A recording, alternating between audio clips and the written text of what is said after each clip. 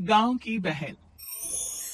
फूलमती काकी, अंजलि दीदी के लिए शहर से फोन आया है, जल्दी से भेजो दुकान पे, नहीं तो फोन कट जाएगा। हाँ हाँ बेटा, अभी भेजती हूँ। अंजलि बेटा, तेरे लिए शहर से फोन है, सब काम छोड़ के जल्दी जाके सुन ले, नहीं तो फोन कट जाएगा। हाँ माँ, अभी जाती हूँ, जरूर मीनाक्षी दीदी का फोन आया होगा। हाय अंजलि। नमस्ते दीदी, मेरा मतलब हाय, कैसी हो आप? यहाँ तो सब ठीक है। मामा मामी कैसे हैं? तू कैसी है? मेरे तो एग्जाम्स होने वाले हैं, हर रोज कॉलेज जाना पड़ता है, lectures, extra classes, private coaching. ओ मैं तो इतना थक जाती हूँ, क्या बताऊँ। आपकी कॉलेज वाली बहन जी आपको इतना पढ़ाती है, तो घर कब जाती है आप दीदी?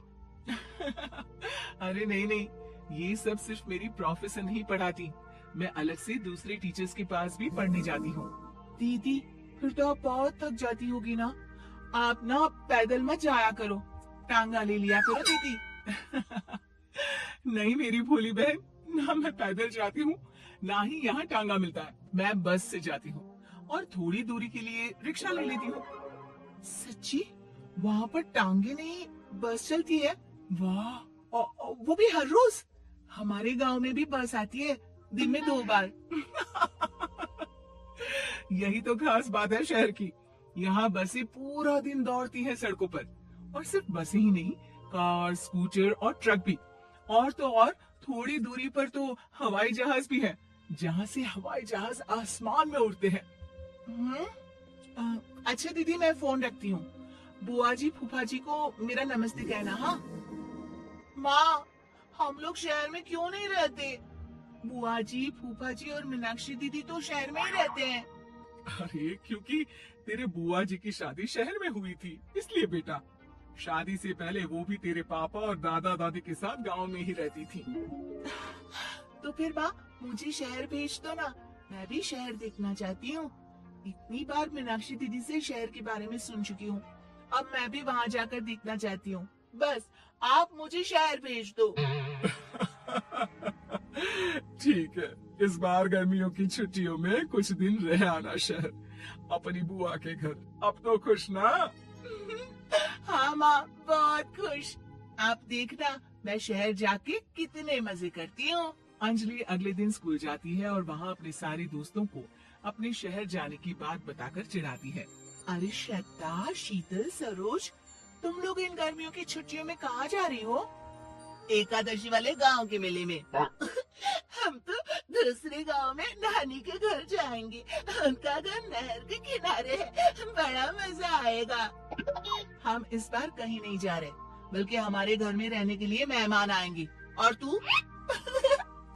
अरे मेरा क्या है, मैं तो बस पास वाले शहर जा रही हूँ, अपनी बुआ जी के घर, वहीं रहूंगी कुछ दिन। तुम लोग चिंता मत करना, मैं चिट्ठी लिखूंगी तुम सबको वहाँ से। पापा, पापा मुझे तो चक्कर आ रहे हैं, जी घबरा रहा है। बेटा, शहर आने की जिद भी तो तूने ही की थी, अब पहली बार बस में चढ़ी है तो यही होना था, भुग तो अब। अरे मामा जी, अंजलि, आप लोग आने से पहले बता तो देते, मैं लेने आ जाती बस स्टैंड तक। आओ आओ भैया, आओ बेटी अंजलि। माँ बुआ जी कैसे हैं वहाँ, और भाभी कैसी हैं? सब ठीक है, बस अंजलि जिद कर रही थी कुछ दिन आप लोगों के साथ रहने की, सो छोड़ने आ गया।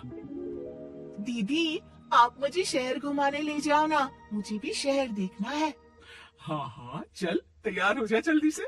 अंजलि तैयार होने जाती है और कुछ देर बाद जब बाहर आती है तो अरे ये क्या कर दिया तूने, मार्केट तक ही तो जाना है, इतनी डार्क रेड लिपस्टिक, इतने बड़े बड़े झुमके और चूड़ियां और चेहरे पर इतना सारा पाउडर।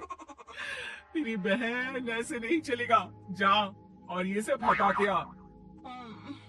अरे कैसे, क्यों? मैंने शहर आने के लिए इतनी मेहनत से ये सब इकट्ठा किया था, और वैसे भी मैंने देखा है मोहल्ले की राधा काकी के टीवी पर एक फिल्म चल रही थी, उसमें हीरोइने ना ऐसे ही तैयार होकर जाती है घूमने।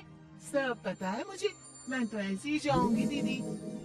अंजलि शहर की चकाचौंध को देखकर बहुत हैरान और खुश होती है। ऊंची ऊंची इमारतें, सड़क पर दौड़ती गाड़ियां, बड़ी बड़ी दुकानें, उसकी एक्साइटमेंट का ठिकाना नहीं था। दीदी, ये छोटा सा कमरा सड़क के किनारे क्यों रखा है? इसमें कौन रहता होगा? ये कमरा नहीं, पीसीओ है, पीसीओ। यहाँ पर लोग फोन करने आते हैं, सिक्का डालकर। ओ, हमारे गांव में तो दुकान पे ही जाते हैं बात करने। अच्छा चल, तुझे रेस्टोरेंट में खाना खिलाने ले चलती हूँ। Excuse me, 2 plate noodles please and चोकोला। मीनाक्षी को ऑर्डर प्लेस करते हुए अंजलि बहुत ध्यान से देखती है और थोड़ी ही देर में ऑर्डर लेकर वेटर आ जाता है और खाना टेबल पर रख देता है। अरे, ये लंबी लंबी सेवइयां खाते कैसे हैं दीदी?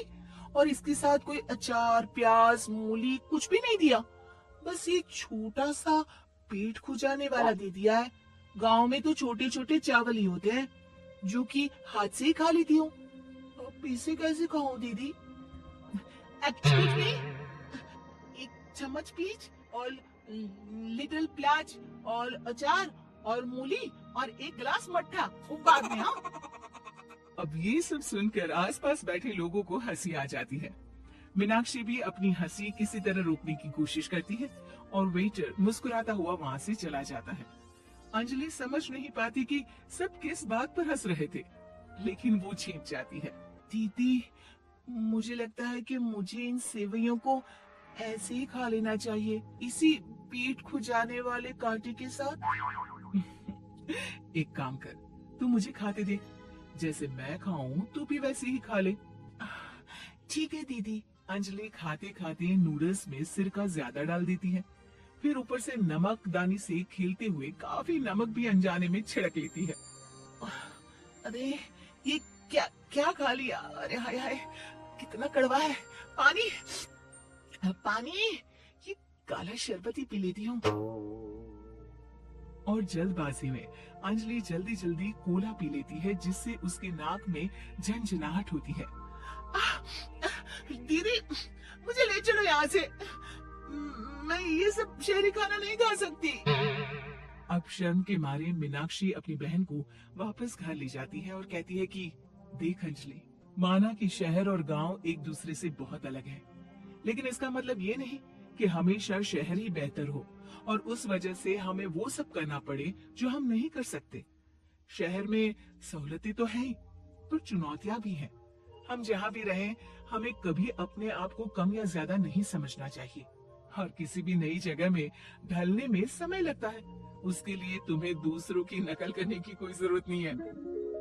बेटा, घूम लिया शहर या अभी और घूमना है? नहीं पापा, मैं अपनी गलती समझ गई हूँ। आप गांव ही ले चलिए मुझे।